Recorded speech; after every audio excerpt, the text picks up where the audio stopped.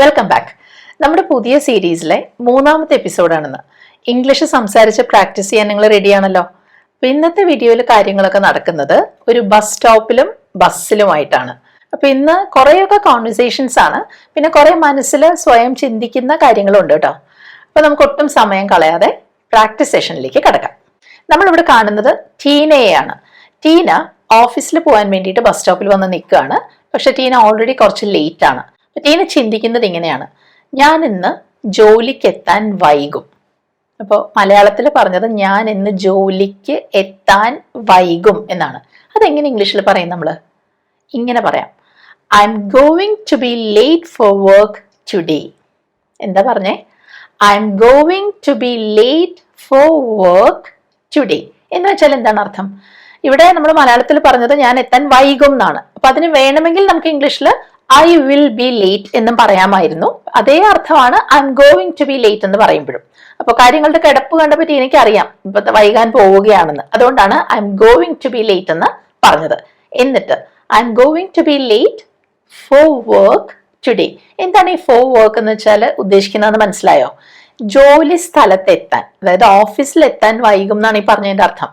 അപ്പൊ അവിടെ to work, ജോലി ചെയ്യാൻ ലേറ്റ് ആവും എന്നല്ല പറഞ്ഞത്, ഓഫീസിൽ എത്താൻ, ജോലി സ്ഥലത്തെത്താൻ, അതിനാണ് ഫോർ വർക്ക് എന്ന് നമ്മൾ പറയുന്നത് കേട്ടോ. അപ്പൊ ഇവിടെ ഈ വർക്ക് എന്ന് പറയുന്നത് ശരിക്കും പറഞ്ഞാൽ ഒരു നൗൺ ആയിട്ടാണ് പറയുന്നത്. അവിടെ ഒരു വേർബ് ആയിട്ടല്ല ഈ വർക്ക് വന്നത്.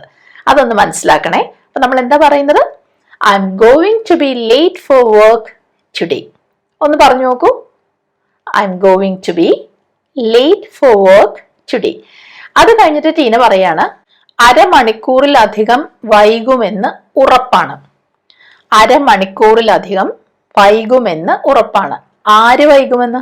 ഞാൻ. ടീനയുടെ കാര്യം പറയണം, ഞാൻ വൈകുമെന്ന്. പക്ഷെ മലയാളത്തിൽ നമ്മൾ എപ്പോഴും ഇങ്ങനെ ഞാൻ എന്നുള്ളത് എടുത്ത് പറയണം എന്നില്ല.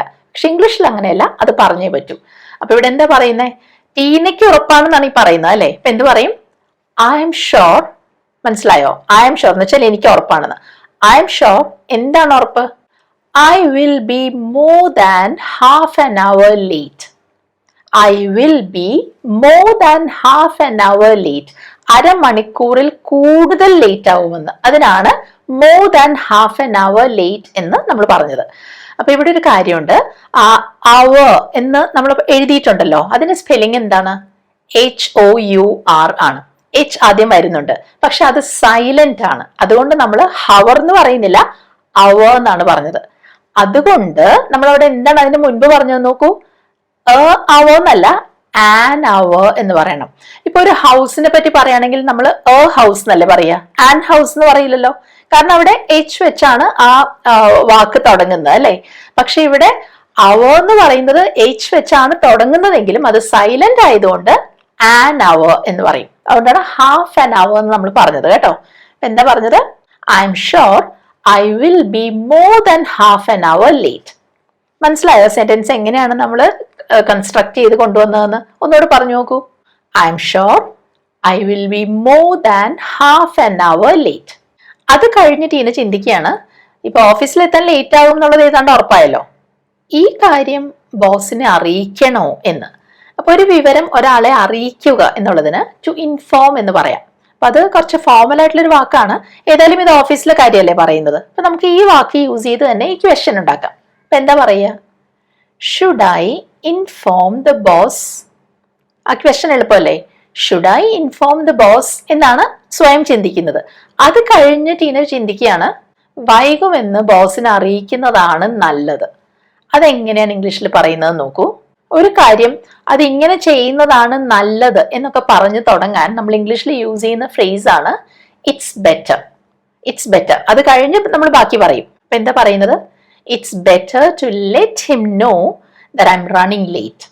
അപ്പൊ ഇവിടെ നമ്മൾ ഇൻഫോം എന്നുള്ള വാക്ക് യൂസ് ചെയ്തില്ല. അതിന് പകരം നമ്മൾ യൂസ് ചെയ്ത ഫ്രേസ് ആണ് ടു ലെറ്റ് ഹിം നോ. അപ്പോൾ ഞാൻ പറഞ്ഞില്ലേ, ഇൻഫോം എന്ന് പറയുന്നത് കുറച്ച് ഫോർമൽ ആയിട്ടുള്ള വാക്കാണ്. കുറച്ച് കാഷ്വൽ ആയിട്ട് പറയണമെങ്കിൽ ഇങ്ങനെയും പറയാം. ഇത് ബോസിനോട് പറയുന്നതാണ് നല്ലതെന്ന് പറയാൻ it's better to let him know that I'm running late. എന്താണ് ഈ റണ്ണിങ് ലേറ്റ്? ലേറ്റ് ആയിട്ട് ഓടുക എന്നാണോ അർത്ഥം? അല്ല, ആ ഫ്രേസിന്റെ അർത്ഥം നമ്മൾ എവിടെയെങ്കിലും എത്താൻ ഉള്ള വഴിയിലാണ്, പക്ഷെ നമ്മൾ എന്തുകൊണ്ടോ വൈകുകയാണ്, ലേറ്റ് ആവുകയാണ് എന്ന അർത്ഥം കിട്ടാനാണ് to run late, I'm running late എന്നൊക്കെ പറയുന്നത്. ഇവിടെ എന്താ പറഞ്ഞത്? It's better to let him know that I'm running late. കിട്ടിയോ? ഒന്നുകൂടി പറഞ്ഞു നോക്കൂ. It's better to let him know that I'm running late. അപ്പോൾ ടീനയുടെ പ്രശ്നം എന്താണെന്ന് ഇപ്പൊ നിങ്ങൾക്ക് ഏകദേശം മനസ്സിലായല്ലോ. ടീന ഇന്ന് ഓഫീസിലെത്താൻ വൈകും. ഇതിന് കാരണം എന്താണെന്നറിയോ? ടീനയുടെ ഫോണിൽ ഇന്ന് അലാം അടിച്ചില്ല. ഈ ബസ് കാത്തു നിന്നുകൊണ്ട് ടീന ഇതിനെക്കുറിച്ചെല്ലാം ദേഷ്യപ്പെട്ട് ഇങ്ങനെ ചിന്തിച്ചുകൊണ്ടിരിക്കുകയാണ്. ടീന മനസ്സിൽ വിചാരിക്കുകയാണ്, വീണ്ടും ഫോണിലെ അലാം അടിച്ചില്ല. ഈ അലാം അടിക്കുക എന്നുള്ളതിന് നമുക്ക് വേണമെങ്കിൽ റിംഗ് എന്നുള്ള വാക്ക് യൂസ് ചെയ്യാം, അല്ലെങ്കിൽ ഒരു ഫ്രേസൽ വേർബ് ഉപയോഗിക്കാം, ഗോ ഓഫ്. അപ്പൊ ഇവിടെ നമുക്കത് എങ്ങനെ പറയാം? The phone alarm didn't go of again. വീണ്ടും അതാണ് again. The phone alarm didn't go of again. അപ്പൊ ഇവിടെ ഗോ ഓഫ് എന്ന് വെച്ചാൽ ഉദ്ദേശിക്കുന്നത് ആ ഫോൺ റിങ് ചെയ്യുമ്പോൾ ആ ഒരു ശബ്ദം ഉണ്ടാവുമല്ലോ, ആ റിങ് ചെയ്ത ശബ്ദം ഉണ്ടാക്കുക എന്നുള്ളതിനാണ് ടു ഗോ ഓഫ് എന്ന് ഇവിടെ ഉദ്ദേശിക്കുന്നത് കേട്ടോ. അപ്പൊ എന്താ പറഞ്ഞത്? The phone alarm didn't go of again. ആ അലാം എന്ന് നമ്മൾ പറഞ്ഞ എങ്ങനെയാന്ന് ശ്രദ്ധിച്ചോ? ആർ അവിടെ സൈലന്റ് ആണ്. മലയാളത്തിൽ പലപ്പോഴും നമ്മൾ അലാറം എന്നൊക്കെ പറയാറുണ്ട് അല്ലേ? പക്ഷെ ശ്രദ്ധിക്കുക, ഈ വാക്ക് ശരിക്കും ഇംഗ്ലീഷ് വേർഡ് ആണല്ലോ. അവിടെ ആർ സൈലന്റ് ആണ്, അലാം എന്ന് തന്നെ പറയണം. അപ്പൊ പറയുന്നത് എങ്ങനെയാണ്? The phone alarm didn't go of again. അപ്പൊ ടീനയ്ക്കറിയാം ഓഫീസിൽ ചെല്ലുമ്പോൾ ഈ ലേറ്റ് ആയത് എന്താണെന്നുള്ളൊരു ക്വസ്റ്റ്യൻ അവിടെ വരുമല്ലോ. അതുകൊണ്ടാണ് മനസ്സിൽ തന്നെ ടീന ഇങ്ങനെ വാദം പ്രതിവാദം എല്ലാം നടത്തുന്നത്. ടീന മനസ്സിൽ ചിന്തിക്കുകയാണ്, അലാം കേട്ടിട്ടും ഞാൻ ഉറങ്ങിപ്പോയതല്ല. ചിലപ്പോൾ അങ്ങനെ സംഭവിക്കാമല്ലോ. അലാം അടിക്കും, പക്ഷെ നമ്മളത് കേൾക്കാതെ ഉറങ്ങിപ്പോവും. അങ്ങനെ സംഭവിക്കാമല്ലോ. അങ്ങനെ സംഭവിക്കുന്നതിന് നമുക്ക് ടു സ്ലീപ് ത്രൂ സംതിങ് എന്ന് പറയും. അതായത് അലാം അടിച്ചു, ആ ശബ്ദം അറിയാതെ നമ്മൾ അങ്ങോട്ട് നീണ്ടു ഉറങ്ങിപ്പോവാണ്. To sleep through the alarm. Alarm കേട്ടിട്ടും ഉറങ്ങിപ്പോവാണ്. അപ്പൊ അതല്ല എന്നാണ് ടീന പറയുന്നത്. അപ്പൊ അതെങ്ങനെ നമ്മൾ ഇംഗ്ലീഷിൽ പറയും? അതല്ല എന്ന് പറയാൻ it's not that I slept through the alarm. എന്തുകൊണ്ടാണ് സ്ലെപ്റ്റ് എന്ന് പറഞ്ഞത്?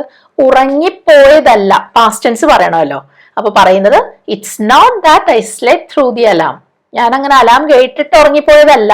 It's not that. It's not that I slept through the alarm. പിന്നെയോ വേറൊരു കാര്യം കൂടെ ഉണ്ട്. ഇതാദ്യമായല്ല എൻ്റെ ഫോൺ ഇങ്ങനെ ശല്യം ചെയ്യുന്നത്. അതായത് ഒരു മെഷീനൊക്കെ നമ്മളിങ്ങനെ ബുദ്ധിമുട്ടിക്കുക, കളിപ്പിക്കുക എന്ന് പറയില്ലേ, ആ ഒരു അർത്ഥം കിട്ടാൻ നമുക്ക് യൂസ് ചെയ്യാവുന്ന വേറൊരു ഫ്രേസൽ വേർബാണ് ടു പ്ലേ അപ്പ്. അപ്പൊ ചിലപ്പോൾ നമ്മുടെ ഫോൺ വിചാരിച്ച സമയത്ത് വർക്ക് ചെയ്തില്ല എന്ന് വരും. അപ്പൊ നമ്മൾ പറയും my phone is playing up. അതായത് കുറച്ച് നാളായിട്ട് ഈ പ്രോബ്ലം ഉണ്ട്, വീണ്ടും അതിങ്ങനെ നമ്മൾ കളിപ്പിക്കുകയാണ്, അല്ലെങ്കിൽ നമ്മൾ അലോസരപ്പെടുത്തുകയാണ്, ശല്യപ്പെടുത്തുകയാണ്. അല്ലെങ്കിൽ നമ്മുടെ ലാപ്ടോപ്പ് ആ സമയത്ത് വർക്ക് ചെയ്തില്ല. അപ്പൊ നമ്മൾ പറയുന്നത് my laptop is playing up. ചിലപ്പോൾ ഇതിനു മുൻപ് ഉണ്ടായിട്ടുണ്ടാവാം, ഇപ്പൊ അത് വീണ്ടും ആ പ്രശ്നം കാണിക്കുന്നുണ്ട്. ചിലപ്പോൾ നമ്മൾ ഒരു ദേഹത്ത് നമുക്ക് ഉണ്ടാവുന്ന ഒരു വേദനയെ കുറിച്ച് ഇങ്ങനെ പറയാറുണ്ട്. ഇപ്പൊ നമുക്ക് മുട്ടുകാലിന് വേദന ഉണ്ടെന്നിരിക്കട്ടെ, നമുക്ക് നീക്ക് പെയിൻ ഉണ്ട്, മൈ നീ ഇസ് പ്ലേയിങ് മീ അപ്പ് എന്ന് പറയും. മനസ്സിലായോ? അങ്ങനെ നമുക്ക് ആ ഫ്രേസൽ വേർബ് യൂസ് ചെയ്യാം. അപ്പൊ ഇവിടെ നമ്മൾ എന്ത് പറയും? And it's not a first time my phone place up. ഇത് ആദ്യമായിട്ടല്ല ഇങ്ങനെ ഒരു കളിപ്പിക്കൽ നടത്തുന്നത്. And it's not a first time my phone place up. മനസ്സിലായല്ലോ? ഒരു തരത്തിൽ പണി മുടക്കുക, ഒരു ബുദ്ധിമുട്ടുണ്ടാക്കുക എന്നാണ് ഇവിടെ അർത്ഥമാക്കുന്നത്. ഒന്നുകൂടെ പറഞ്ഞു നോക്കൂ. It's not a first time my phone place up. മനസ്സിലായല്ലോ? എന്നിട്ട് ടീന തന്നെ മനസ്സിൽ ഇങ്ങനെ തർക്കിക്കുകയാണ് കേട്ടോ. അപ്പൊ ടീന പറയാണ്, ശരിയാണ്, ഞാൻ ഉറങ്ങിപ്പോയി. അതായത് ടീന സമ്മതിക്കുകയാണ്, അങ്ങനെ ഒരു കാര്യം ഞാൻ ചെയ്തു. അതവിടെ എംഫസൈസ് ചെയ്ത് പറയാണ്. അപ്പൊ എന്താ പറയുന്നത് നോക്കൂ. Yes I did over sleep. കൂടുതൽ നേരം ഉറങ്ങിപ്പോയി, അതിനാണ് ഓവർ സ്ലീപ്പ് എന്ന് പറയുന്നത്. പക്ഷെ വേണമെങ്കിൽ ഓവർ സ്ലെപ്റ്റ് എന്ന് പറയായിരുന്നല്ലോ. അതിന് പകരം കുറച്ചുകൂടെ ആ ഒരു ഊന്നൽ കൊടുത്ത് പറയാണ്, ശരിയാണ്, ഞാൻ ഉറങ്ങിപ്പോയിന്നേ. Yes I did oversleep. മനസ്സിലായോ എങ്ങനെയാണ് ഡിഡ് ഓവർ സ്ലീപ്പ് എന്ന് പറഞ്ഞതെന്ന്? അല്ലെങ്കിൽ നമുക്ക് ഓവർ സ്ലെപ്റ്റ് എന്ന് പറയാമായിരുന്നു പാസ്റ്റ് ടെൻസ് ആയിട്ട്.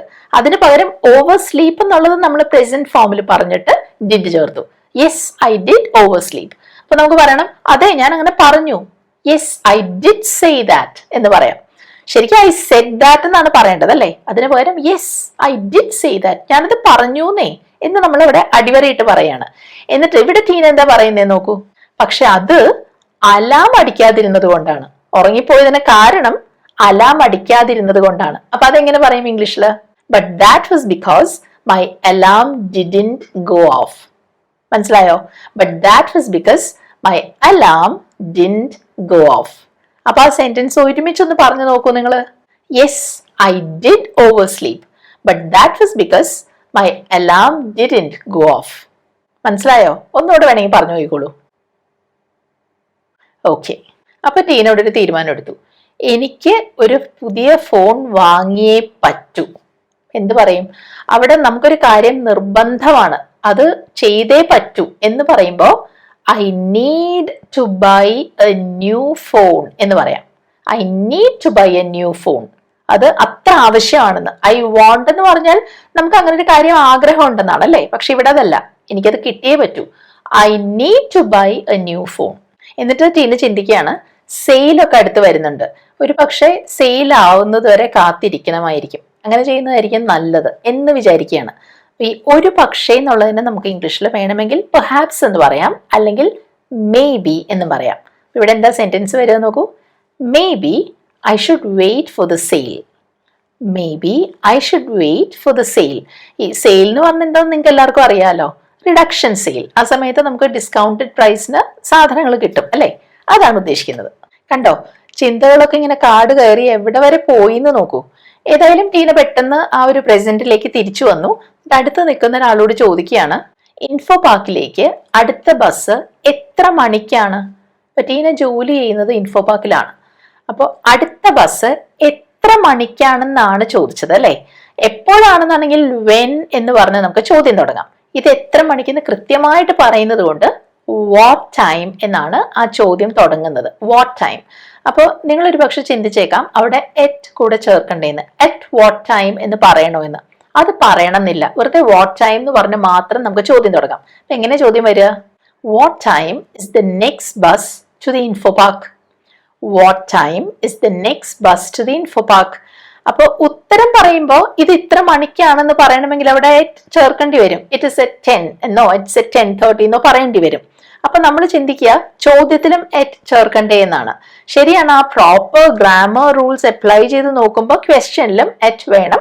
പക്ഷെ ഇപ്പോ നമ്മൾ വളരെ ഇൻഫോർമൽ ആയിട്ട് സംസാരിക്കുമ്പോൾ സ്പോക്കൺ ഇംഗ്ലീഷിൽ അവിടെ എറ്റ് ചേർക്കാണ്ട് വാട്ട് ടൈം എന്ന് മാത്രം നമുക്ക് ചോദിക്കാം. അപ്പൊ ചോദ്യം വന്നത് what time is the next bus to the info park എന്നാണ്. അപ്പൊ ബസ് വരേണ്ട സമയം കഴിഞ്ഞു എന്ന് ടീനയ്ക്ക് മനസ്സിലായി. അപ്പൊ ചിന്തിക്കുകയാണ്, ബസ് ലേറ്റ് ആണെന്ന് തോന്നുന്നു. അപ്പൊ നേരത്തെയുള്ള ക്ലാസ്സിൽ നമ്മൾ കണ്ടു ഇങ്ങനെ ഒരു കാര്യം തോന്നുന്നു എന്നൊക്കെ പറയാൻ നമുക്ക് സീം എന്ന വേർബ് യൂസ് ചെയ്യാം. ഇവിടെ എന്ത് പറയും? The bus seems to be late. The bus ഒന്നേ ഉള്ളൂ, അതുകൊണ്ട് seems. The bus seems to be late. ഇതൊക്കെ നിങ്ങളും ഒപ്പം പറഞ്ഞ് പ്രാക്ടീസ് ചെയ്ത് പോകണം കേട്ടോ. അപ്പൊ ഇവിടെ വീഡിയോ ഒന്ന് പോസ് ചെയ്യാം, എന്നിട്ട് ഇതൊന്ന് പറഞ്ഞു നോക്കണം കേട്ടോ. ഇനി അടുത്ത് എന്താ നോക്കൂ. ടീന കാണുകയാണ്, അടുത്ത് നിന്നുകൊണ്ട് ഒരാള് ടീനയെ ഇങ്ങനെ തുറിച്ചു നോക്കുകയാണ്. അപ്പൊ പലപ്പോഴും നമുക്ക് അങ്ങനെയുള്ള അനുഭവങ്ങൾ ഉണ്ടാവും അല്ലെ? അപ്പോൾ ഈ തുറിച്ചു നോക്കുക, അതായത് ശരിയല്ലാത്ത രീതിയിൽ തുറിച്ചു നോക്കുക എന്നുള്ളതിന് ടു സ്റ്റെയർ എന്ന വാക്കാണ് നമ്മൾ യൂസ് ചെയ്യുക. To stare. അപ്പോൾ ഒരാളെ തുറിച്ചു നോക്കുക എന്നുള്ളതിന് ടു സ്റ്റെയർ അറ്റ് സംബഡി എന്ന് പറയും. അവിടെ എറ്റ് കൂടെ ചേർക്കണം കേട്ടോ. അപ്പൊ ഇവിടെ എന്താണ് ടീന ചോദിക്കുന്നത് നോക്കൂ. Why is he staring at me? Why, എന്തിന്, എന്തുകൊണ്ട്? നമ്മൾ കാരണമാണ് ചിന്തിക്കുന്നത് അല്ലെ? Why is he staring at me? അപ്പോൾ സ്റ്റെയറിങ് കഴിഞ്ഞാൽ എറ്റ് എന്ന വാക്ക് അവിടെ വരണം. Why is he staring at me എന്നാണ് ചോദ്യം. എന്നിട്ട് ടീന ചിന്തിക്കുകയാണ്, എനിക്ക് ഒട്ടും ഇഷ്ടമല്ല, എനിക്ക് തീരെ ഇഷ്ടമല്ല ആളുകൾ ഇങ്ങനെ തുറിച്ചു നോക്കുന്നത്. എനിക്ക് തീരെ ഇഷ്ടമല്ല. അതിനും നമ്മൾ നേരത്തെ ഇതിന്റെ വേർബ് കണ്ടിരുന്നു ഇതിന് മുന്നത്തെ ക്ലാസ്സിൽ. അതിന് നമ്മൾ പറയാ ഐ ഹേറ്റ് ഇറ്റ് എന്നാണ്. ഇങ്ങനെ ചെയ്യുന്നത് എനിക്ക് ഇഷ്ടമല്ല. എങ്ങനെ? I hate it when people stair at me. ആളുകൾ ഇങ്ങനെ ആവശ്യമില്ലാതെ തുറിച്ചു നോക്കുമ്പോൾ എനിക്കത് തീരെ ഇഷ്ടമല്ല. I hate it when people stair at me. അപ്പൊ ഇവിടെ ഒരു കാര്യമുണ്ട്, നമുക്ക് വേണമെങ്കിൽ ആ ഇറ്റ് ഇല്ലാതെയും പറയാം. I hate when people stair at me എന്ന് മാത്രവും പറയാം. രണ്ടും നമ്മൾ പറഞ്ഞു കേൾക്കാറുണ്ട്, രണ്ടും ശരിയാണ്. അപ്പൊ അതൊന്നുകൂടി പറഞ്ഞു നോക്കൂ. I hate it when people stair at me. എന്നിട്ട് ടീന ചിന്തിക്കുകയാണ്, ആളുകളെ അങ്ങനെ നോക്കുന്നത് തീർത്തും മര്യാദകേടാണ്.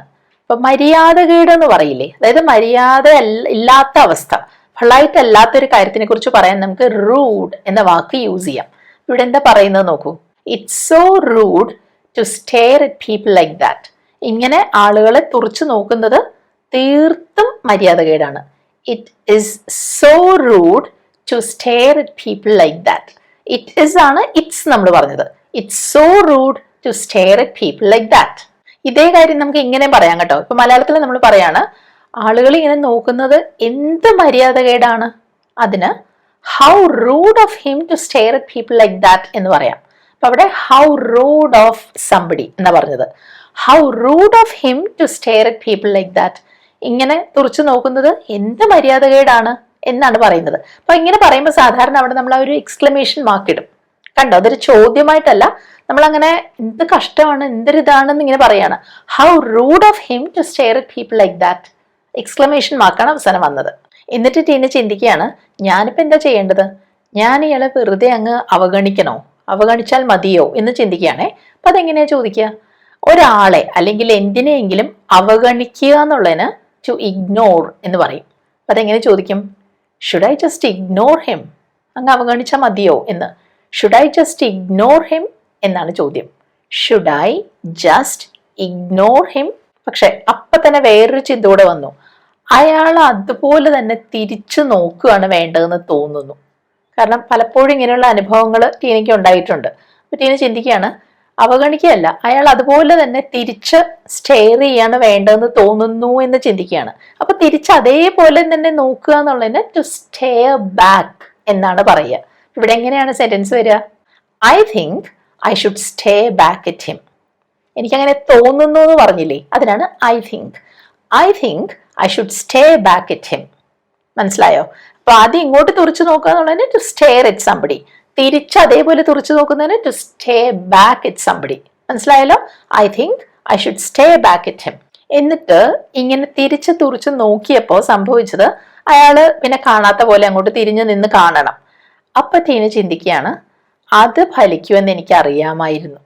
അപ്പോൾ ഒരു കാര്യം നടക്കുക, നമ്മൾ വിചാരിച്ച ഒരു കാര്യം അതുപോലെ തന്നെ ഫലിക്കുക അല്ലെങ്കിൽ അതിനൊരു ഇഫക്റ്റ് ഉണ്ടാവുക എന്നുള്ളതിന് ടു വർക്ക് എന്ന് പറയാം.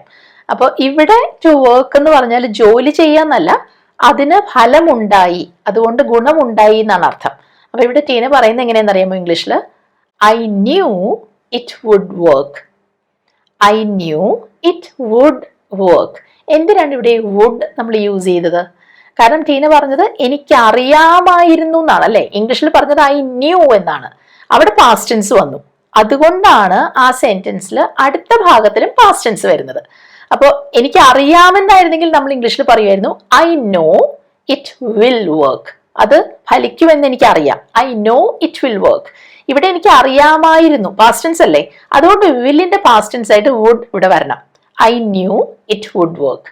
മനസ്സിലായോ അതെങ്ങനെയാ വന്നതെന്ന്? ഒന്നുകൂടി പറഞ്ഞു നോക്കൂ. I knew it would work.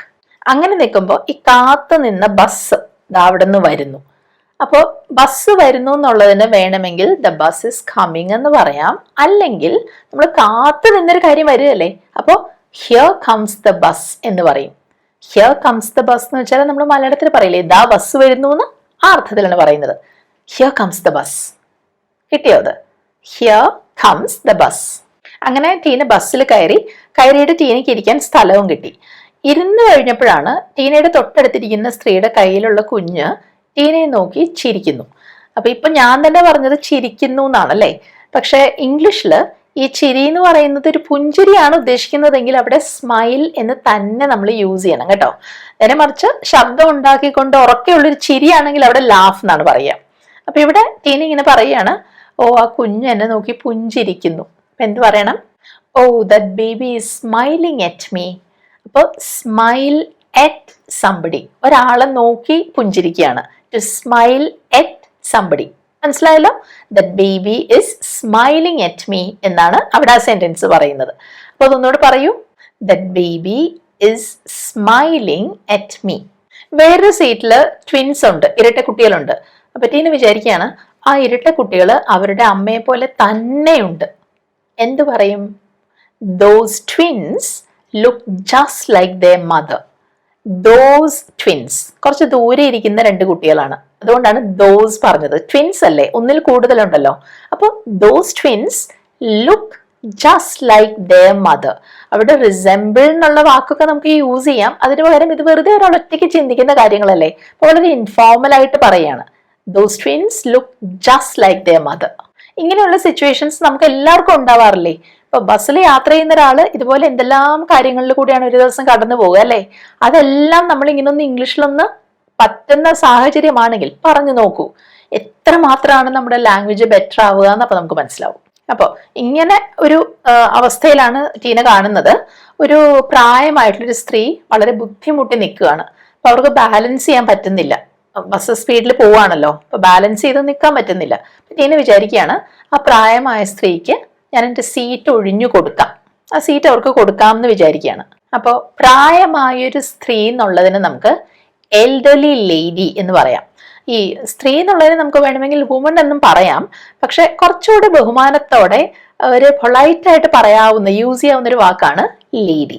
അപ്പൊ പ്രായമായ മുതിർന്ന ഒരു സ്ത്രീ എന്നുള്ളതിന് എൽഡർലി ലേഡി എന്ന് പറയാം. അപ്പൊ ടീന എന്താ പറയുന്നത്? I offer that elderly lady my seat. അപ്പൊ ടീന കണ്ടേ ഉള്ളൂ, അപ്പൊ എടുത്തൊരു തീരുമാനമാണ്. I offer that elderly lady my seat.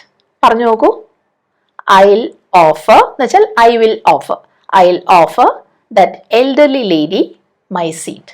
Tina അങ്ങനെ ചിന്തിക്കാൻ കാരണം എന്താണ്? അവര് ബാലൻസ് ചെയ്ത് നിൽക്കാൻ ബുദ്ധിമുട്ടുകയാണ്. അതായത് അങ്ങനെ നിൽക്കാൻ അവർക്ക് ബുദ്ധിമുട്ടുണ്ട് അല്ലേ? അപ്പൊ അതെങ്ങനെ പറയുന്നത് നോക്കൂ. She's having trouble. എന്തിലാണ് ബുദ്ധിമുട്ടുള്ളത്? She's having trouble keeping her balance. മനസ്സിലായോ? She's having trouble keeping her balance. അങ്ങനെ ബാലൻസ് ചെയ്ത് നിൽക്കാൻ ബുദ്ധിമുട്ടുണ്ട്. വേണമെങ്കിൽ നമുക്ക് she's having trouble in keeping her balance എന്നും പറയാം, ഇന്നില്ലാതെയും പറയാം. അപ്പോൾ നമുക്ക് ഇങ്ങനെ പറയണമെന്നിരിക്കട്ടെ, അവർക്ക് നടക്കാൻ ബുദ്ധിമുട്ടുണ്ട്. ഇങ്ങനെ പറയും, ഷീസ് ഹാവിങ് ട്രബിൾ വാക്കിംഗ്. നടക്കാൻ. She's having trouble walking. അവിടെ വേണമെങ്കിൽ she's having trouble in walking എന്ന് പറയാം. അയാൾക്ക് എഴുതാൻ ബുദ്ധിമുട്ടുണ്ട്.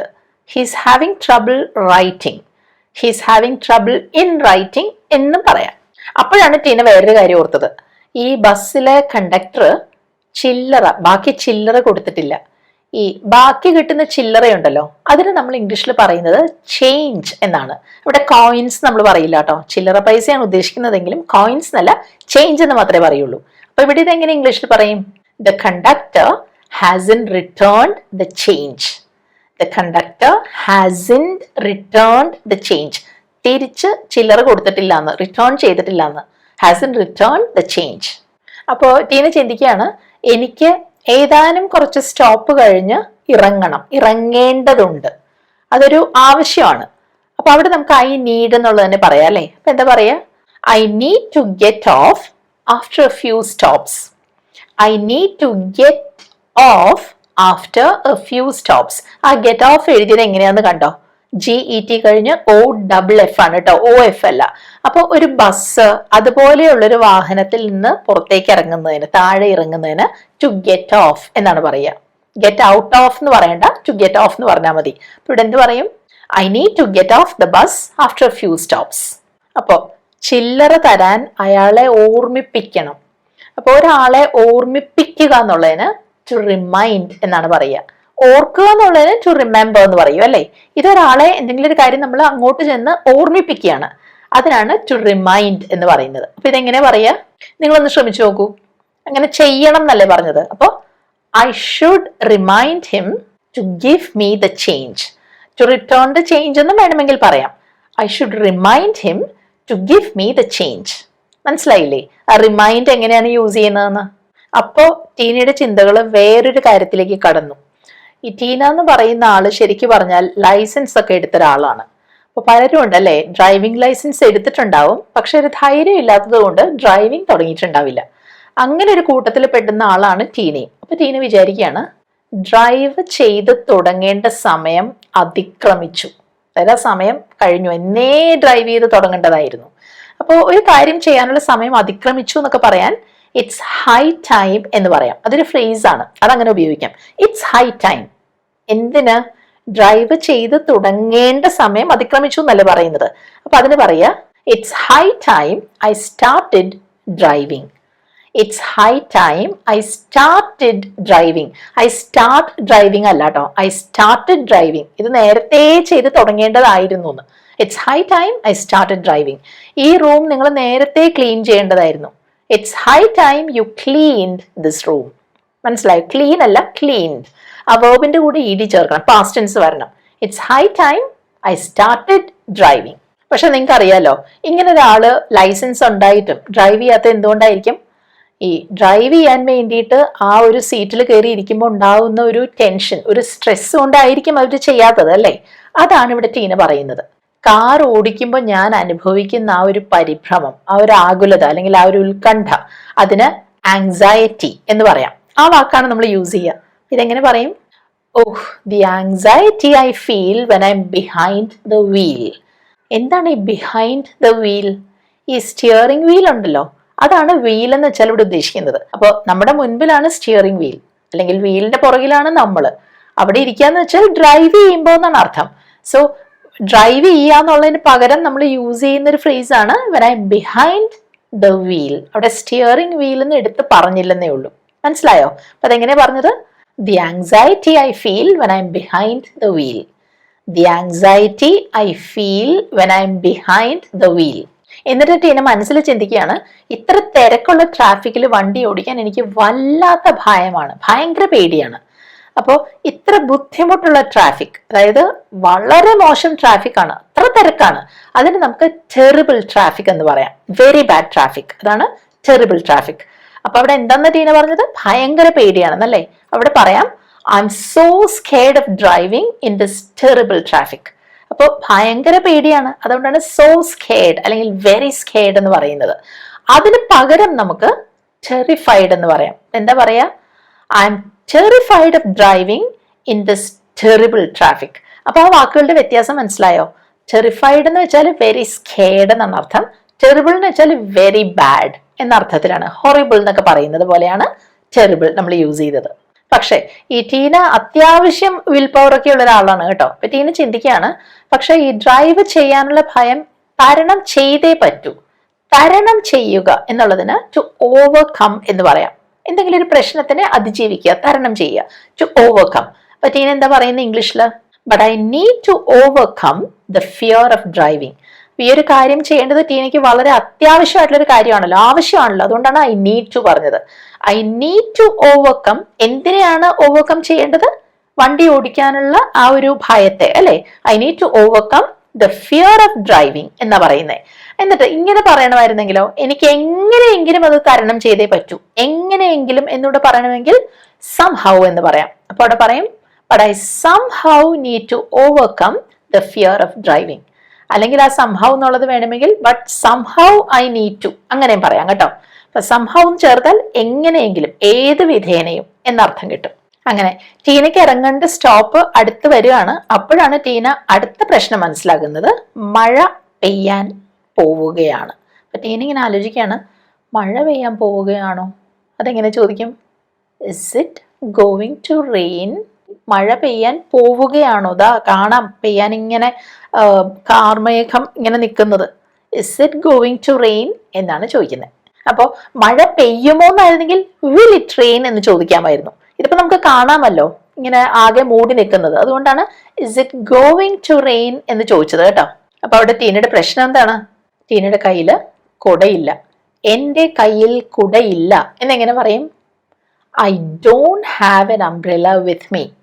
ഐ ഡോണ്ട് ഹാവ്, അവിടെ കുടയില്ല എന്നുള്ളതിന് ഐ എം നോട്ട് ഹാവിങ് എന്ന് പറയില്ല കേട്ടോ. എന്തെങ്കിലും ഒരു വസ്തു നമ്മുടെ കയ്യിൽ ഇല്ല എന്ന് പറയണമെങ്കിൽ അവിടെ ഹാവിങ് യൂസ് ചെയ്യില്ല.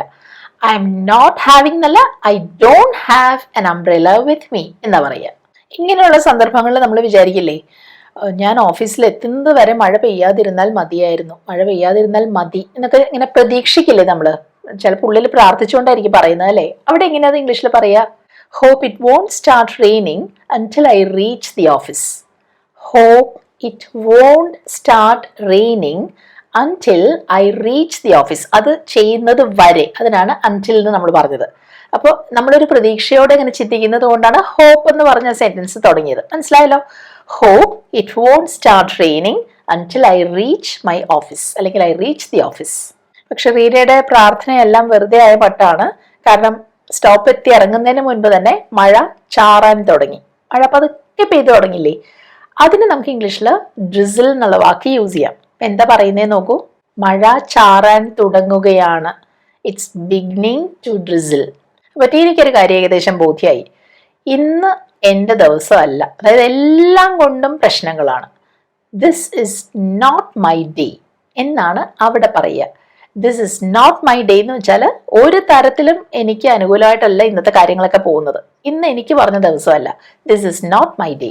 അപ്പോൾ സ്റ്റോപ്പിലെത്തി റീന ഇറങ്ങുന്നതിന് മുൻപ് തന്നെ മഴ നല്ല ശക്തിയായിട്ട് പെയ്യാൻ തുടങ്ങി. അപ്പൊ ശക്തമായി മഴ പെയ്യുകയാണ്. എങ്ങനെ പറയാ? ഇറ്റ്സ് റെയിനിങ് വെരി ഹാർഡ്, അല്ലെങ്കിൽ ഇറ്റ്സ് റെയിനിങ് റിയലി ഹാർഡ് എന്ന് പറയാം. അതിന് പകരം യൂസ് ചെയ്യാവുന്ന ഒരു വാക്കുണ്ട് പോറിങ്, എന്ന് വെച്ചാൽ ഭയങ്കരമായിട്ട് ശക്തിയായിട്ട് പെയ്യാന്ന്. ഇറ്റ്സ് പോറിങ് എന്ന് പറയാം, അല്ലെങ്കിൽ ഇറ്റ്സ് പോറിങ് ഔട്ട് ദെയർ എന്നും പറയാം. പോറിങ് ഔട്ട് അല്ലെങ്കിൽ പോറിങ് എന്ന് മാത്രം പറയാം. ഇറ്റ്സ് പോറിങ് ഔട്ട് ദെയർ എന്ന് പറയാം.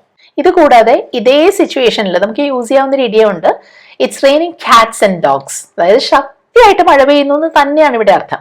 It's raining cats and dogs. പക്ഷെ എനിക്ക് തോന്നുന്നു നമ്മൾ കൂടുതലും യൂസ് ചെയ്യുക ഇറ്റ്സ് പോറിങ് അല്ലെങ്കിൽ ഇറ്റ്സ് റെയിനിങ് റിയലി ഹാർഡ് എന്നൊക്കെ ആയിരിക്കും. പക്ഷെ ഇന്നത്തെ ദിവസം ടീന അങ്ങനെ തീർത്ത് മണ്ണിലൊക്കെയാണെന്ന് പറയാൻ പറ്റില്ല കേട്ടോ. കാര്യം ഈ ബസ് സ്റ്റോപ്പിൽ ഇറങ്ങിയപ്പോൾ തന്നെ ടീന ആകെ നനഞ്ഞു കുതിർന്നെങ്കിലും ഭാഗ്യത്തിന് ടീനയുടെ ഫ്രണ്ട് അതിലെ പാസ് ചെയ്തു കാറിൽ. അവർ കാറ് നിർത്തി കൊടുത്തു. ടീനയോട് കാറിൽ കയറൂ എന്ന് പറഞ്ഞു. അതെങ്ങനെ ഇംഗ്ലീഷിൽ പറയാ? Hi Tina, get in to the car എന്നാ പറയാ. Get in to the car. കാറിനുള്ളിലേക്ക് കയറുകയല്ലേ, അതുകൊണ്ടാണ് get in to the car എന്ന് പറഞ്ഞത്. അപ്പോ അവർ പറയാണ്, ഞാൻ ഓഫീസിനടുത്ത് നിന്നെ ഇറക്കിത്തരാം, അവിടെ ഡ്രോപ്പ് ചെയ്യാമെന്ന്. അപ്പൊ അതെങ്ങനെ പറയും? I drop you at your office. അപ്പൊ ഓഫീസിനടുത്തായിട്ട്, അതിനാണ് നമ്മൾ എറ്റ് യൂസ് ചെയ്തത്. I drop you at your office. മനസ്സിലായോ? I drop you at your office. അപ്പൊ ടീനയ്ക്ക് കാറിൽ കയറാനൊരു ബുദ്ധിമുട്ട്, കാരണം ആകെ നനഞ്ഞു കുതിർന്ന് നിൽക്കുകയാണല്ലോ. കാറിനുള്ളിലൊക്കെ നനയുമല്ലോ എന്നാണ് ടീന വിചാരിക്കുന്നത്. അപ്പൊ ടീന പറയാണ്, പക്ഷെ ഞാൻ ആകെ നനഞ്ഞു കുതിർന്നിരിക്കുകയാണ്.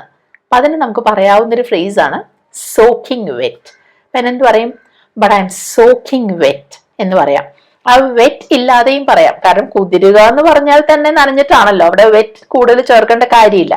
അപ്പൊ വേണമെങ്കിൽ ബട്ട് ഐ എം സോക്കിംഗ് എന്ന് പറയാം, അല്ലെങ്കിൽ ഐ എം സോക്കിംഗ് വെറ്റ് എന്ന് പറയാം. വേറൊരു ഫ്രേസ് കൂടെ ഉണ്ട്, I'm soaked to the skin എന്ന് പറയാം. അത്രയ്ക്ക് മുഴുവൻ നനഞ്ഞു കുതിർന്ന് നിൽക്കുകയെന്ന്. I'm soaked to the skin. എന്തൊക്കെയാ പറയാന്നേ?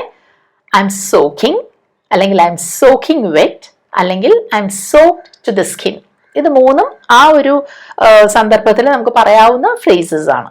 അപ്പോൾ ടീനയുടെ ഫ്രണ്ട്, അവരുടെ പേര് മീര എന്നാണ് കേട്ടോ, അവർ പറയാണ്, അത് സാരമില്ല. ഇതിനെന്തായിരിക്കും ഇംഗ്ലീഷിൽ പറയാ? That's all right. അത് കുഴപ്പമില്ല എന്ന്, ദാറ്റ്സ് ഓൾ റൈറ്റ് എന്ന് പറയാം. അപ്പോൾ ടീന പിന്നെ ഇങ്ങനെ മടിച്ചു നിൽക്കുമ്പോൾ വളരെ ക്ലോസ് ആയിട്ടുള്ള ഒരു ഫ്രണ്ട് ആണെങ്കിൽ പറയില്ലേ, നീ എന്ത് നോക്കി നിൽക്കുകയാണ്, what are you waiting for എന്ന് പറയൂ അല്ലേ. What are you waiting for? ഇനിയും എന്താണ് ഇങ്ങനെ കാത്തു നിൽക്കുന്നേ? What are you waiting for? കയറൂ എന്ന് പറയാണ്. എവിടെയാ കയറുന്നേ? കാറിൽ. അപ്പൊ കയറൂ എന്ന് പറയാൻ എന്ത് പറയും? Get in. അവിടെ കാറിൽ കയറൂന്ന് എടുത്ത് പറഞ്ഞില്ല, അതുകൊണ്ട് ഗെറ്റ് ഇൻ എന്ന് മാത്രം പറഞ്ഞാൽ മതി. കാറിൽ കയറൂന്ന് എടുത്ത് പറയുകയായിരുന്നെങ്കിൽ get in to the car എന്നാണ് അവിടെയും പറയാം. മനസ്സിലായോ? ആ കാർ എന്നുള്ള വാക്കോട് വരാത്തത് കൊണ്ടാണ് ഗെറ്റ് ഇൻ എന്ന് മാത്രം പറഞ്ഞാൽ മതി. അങ്ങനെ ടീന മീരയുടെ കാറിൽ കയറി. പിന്നെ അവർ തമ്മിൽ കുറച്ച് വർത്തമാനം നടക്കുക കേട്ടോ. അപ്പൊ മീര ചോദിക്കുകയാണ് ടീനയോട്, ടീന നിന്റെ പുതിയ ജോലി എങ്ങനെയുണ്ട്, എന്ത് തോന്നുന്നു, എങ്ങനെയുണ്ട് എന്ന്. അപ്പൊ നിങ്ങൾക്ക് മനസ്സിലായോ, ഈ ടീന ഈയിടെയാണ് ജോലി മാറിയത്. ഇത് ടീനയുടെ പുതിയ ജോലി സ്ഥലമാണ്. അപ്പൊ ഇതെങ്ങനെയാണ് ഇംഗ്ലീഷിൽ ചോദിക്കുക? Tina, how do you find a new job എന്ന് ചോദിക്കാം. പുതിയ ജോലിയെ കുറിച്ച് എന്ത് തോന്നുന്നു എന്നാണ്, അഭിപ്രായം എന്താണെന്നാണ് ചോദിക്കുന്നത്. How do you find a new job, അല്ലെങ്കിൽ ഹൗസ് യുവർ ന്യൂ ജോബ് എന്നും ചോദിക്കാം. How is your new job, house your new job അങ്ങനെയും ചോദിക്കാം. അപ്പോൾ how do you find a new job അല്ലെങ്കിൽ ഹൗസ് യുവർ ന്യൂ ജോബ്. അപ്പൊ അതിന് ടീനയുടെ മറുപടി, കാര്യങ്ങളൊക്കെ നന്നായി പോകുന്നു എന്നാണെന്ന് ഇരിക്കട്ടെ, അല്ലെങ്കിൽ എല്ലാം നന്നായി പോകുന്നു. ചിലപ്പോൾ നമ്മൾ അങ്ങനെ പറയും അല്ലേ, അല്ലെങ്കിൽ എല്ലാം നന്നായി നടക്കുന്നു. അപ്പൊ ഇതിന് ഒന്നില്ലെങ്കിൽ പറയാം തിങ്സ് ആർ ഗോയിങ് വെൽ, കാര്യങ്ങളൊക്കെ നന്നായി പോകുന്നു. ഇനി എല്ലാം നന്നായി പോകുന്നു എന്നാണെങ്കിൽ ഇറ്റ്സ് ഓൾ ഗുഡ് എന്ന് പറയാം, അല്ലെങ്കിൽ എവറിഥിങ് ഇസ് ഫൈൻ എന്നും പറയാം. അപ്പൊ ഏത് വേണമെങ്കിലും ഇവിടെ പോസിബിൾ ആണ്. തിങ്സ് ആർ ഗോയിങ് വെൽ, അല്ലെങ്കിൽ ഇറ്റ്സ് ഓൾ ഗുഡ്, അല്ലെങ്കിൽ എവറിഥിങ് ഇസ് ഫൈൻ. ഇതൊക്കെ നമുക്കിവിടെ പറയാവുന്ന ഫ്രേസസ് ആണ്. അപ്പൊ മീര വീണ്ടും ചോദിക്കുകയാണ്, മുൻപുണ്ടായിരുന്ന ജോലി നീ എന്താ വേണ്ടെന്ന് വെച്ചത്? അതായത് ഇതിന് തൊട്ട് മുൻപ് നിനക്കുണ്ടായിരുന്ന ജോലി, അപ്പൊ അതിന് പ്രീവിയസ് ജോബ് എന്ന് പറയാം. Previous job. അപ്പൊ എങ്ങനെയാണ് ചോദ്യം ഇംഗ്ലീഷിൽ വരിക? Why did you leave your previous job? വേണ്ടാന്ന് വെക്കുക, ഉപേക്ഷിക്കുക. അതിനാണ് ടു ലീവ് സംതിങ് എന്ന് പറയുന്നത്. Why did you leave your previous job? മുന്നേ ഉണ്ടായിരുന്ന ജോലി എന്താ വേണ്ടാന്ന് വെച്ചത്? Why did you leave your previous job? പറഞ്ഞു നോക്കോന്ന്. Why did you leave your previous job? അപ്പൊ ടീന പറയാണ്, അതെനിക്ക് ചേർന്ന, എനിക്ക് പറ്റുന്ന ഒരു ജോലി ആയിരുന്നില്ല. അപ്പൊ പറ്റാത്ത ജോലിയായിരുന്നു, ചേരാത്ത ജോലിയായിരുന്നു എന്നുള്ളതിന് നോട്ട് എ ഗുഡ് ഫിറ്റ് എന്ന് പറയാം. എന്ത് പറയും? It was not a good fit for me. It was not a good fit for me. Not a good fit എന്ന് വെച്ചാൽ നമുക്ക് അത്ര ചേരുന്ന ഒരു ജോലി ആയിരുന്നില്ല എന്നാണ് അർത്ഥം. It was not a good fit for me. അപ്പൊ മീര പറയാണ്, ഞാനും ജോലി മാറുന്നതിനെ കുറിച്ച് ആലോചിക്കുകയാണ്. എനിക്കും അങ്ങനെ ഒരു ആലോചനയുണ്ട്. എന്താണ് ചിന്തിക്കുന്നത്? ജോലി മാറ്റത്തെക്കുറിച്ച്.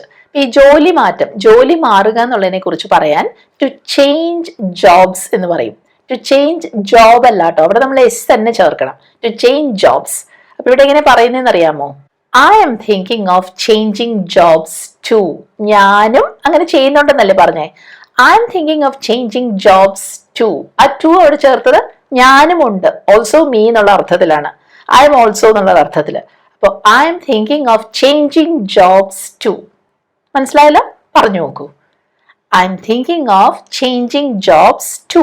ആ ടുവിന് പകരം നമുക്ക് വേണമെങ്കിൽ ആസ് വെൽ എന്ന് പറയാം. പക്ഷെ ഇത് രണ്ട് ഫ്രണ്ട്സ് തമ്മിൽ പറയുന്ന കാര്യങ്ങളല്ലേ, അപ്പൊ വളരെ ഇൻഫോർമൽ ആയിട്ട് പറയാൻ ടു ആണ് നല്ലത്. ആസ് വെൽ എന്ന് പറയുമ്പോൾ അത് കുറച്ചുകൂടെ ഫോർമലായി പോകും. അപ്പൊ മനസ്സിലായല്ലോ ഈ ഒരു സെന്റൻസ് എങ്ങനെയാ വന്നതെന്ന്? I M thinking of changing jobs to.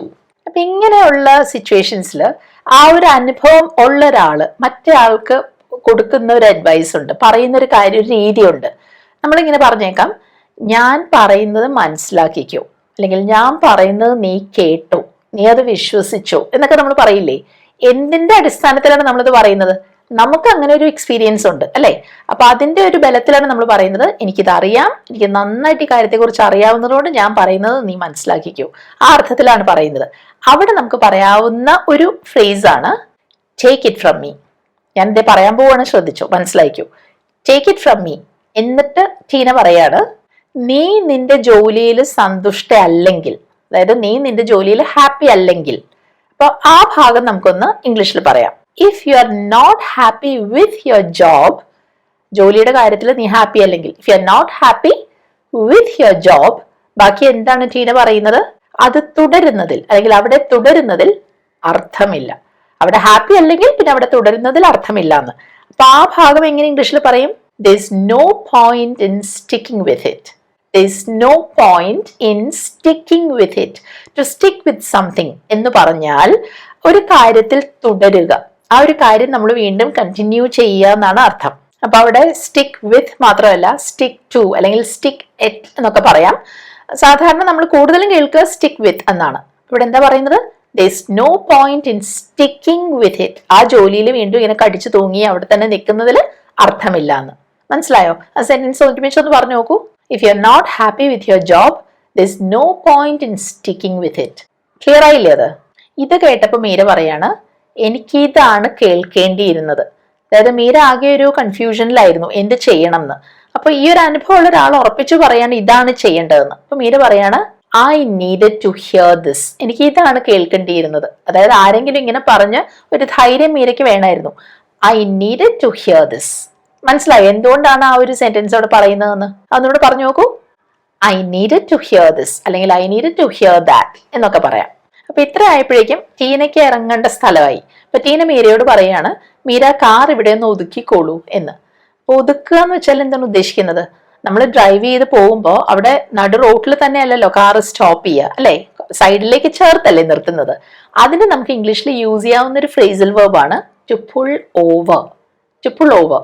അപ്പൊ അവിടെ എന്താ പറയുന്നത് നോക്കൂ. Meera just pull over here. ഇവിടെ ഒന്ന് ഒതുക്കിക്കോളൂ എന്ന്.